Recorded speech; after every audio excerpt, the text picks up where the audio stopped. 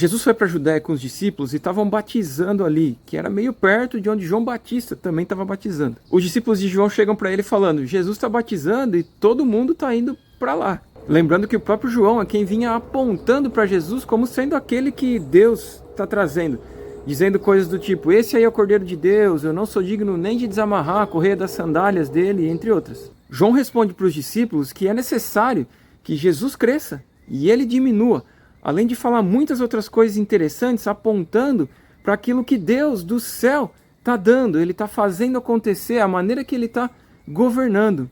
Jesus é o Cristo, é aquele que Deus ungiu, que ele separou e selou e enviou para o mundo. E João Batista tinha consciência que o papel dele era preparar o caminho para Jesus, que ele sim é o Cristo. E então ele se alegra que as coisas estejam acontecendo desse jeito. É para ser assim, do ponto de vista de Deus. Não existia ali alguma intenção do tipo querer ser grande, ou atrair mais pessoas, ou qualquer coisa do tipo. E dessa conversa a gente pode tirar um grande aprendizado a respeito do rumo que a gente vai dar para a nossa vida, pensando em como Deus, o Pai, quer as coisas.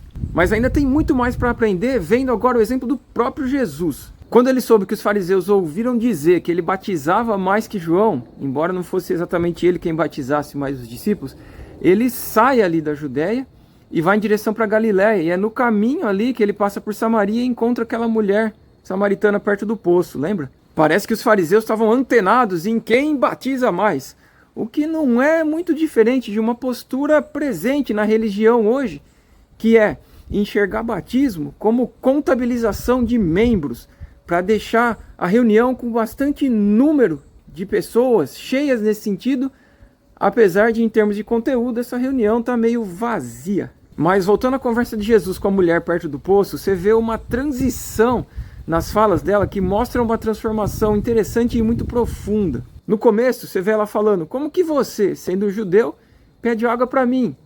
Eu sou samaritana. E você lembra, né? Os judeus e os samaritanos não se davam bem. Em seguida, como é que você vai tirar essa água que está falando do poço? Você não tem nem balde. E depois, por acaso você é maior que nosso pai, Jacó? E aí, conforme Jesus vai falando, ela já percebe: eu vejo que você é um profeta. E no fim das contas, ela já estava anunciando para o povo lá: será que ele não é o Cristo? Você vê que aconteceu ali um processo de conhecer quem é Jesus. E isso é muito importante. E para alguém que de alguma forma esperava pelo ungido de Deus, pelo Cristo. Você pode ver por uma das falas dela: quando vier o Cristo.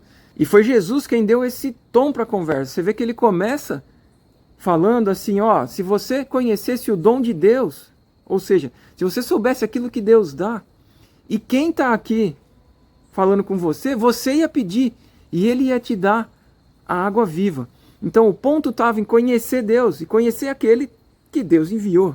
E ele não se preocupou muito em se apressar a dizer: claro que eu sou maior que Jacó. Mas mais para frente, ele disse: eu sou o Cristo, eu que estou aqui falando com você. Você estava esperando ele? Sou eu.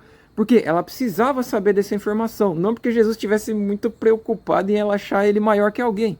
E nem mesmo com o lugar de adoração, que hoje parece ter tanta ênfase por aí na religião, mas Jesus estava dizendo para ela: é Samaria ou Jerusalém?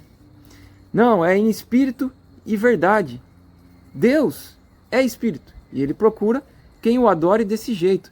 E aí lembrando, né, que adorar tem a ver com uma vida prostrada diante de Deus, para ser reinado por ele, governado por ele. É levar uma vida em atenção ao que ele diz e viver dessa maneira. Não se resume a um momento de um encontro ou a música só. Jesus, quando oferece a água que vive, fala assim: quem beber dessa água não vai mais ter sede. Pelo contrário, vai se tornar nele uma fonte a jorrar para a vida eterna. Então o grande ponto está em conhecer a ele e beber dessa fonte que gera vida eterna. E disponibilizar disso para quem estiver por perto.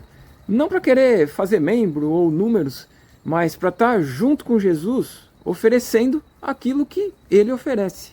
E não para querer ser grande aos olhos das pessoas, mas concentrado naquilo que o Pai quer e no papel que ele deseja de mim. E feliz de quem viver como um adorador em espírito e verdade, porque são esses que o Pai procura.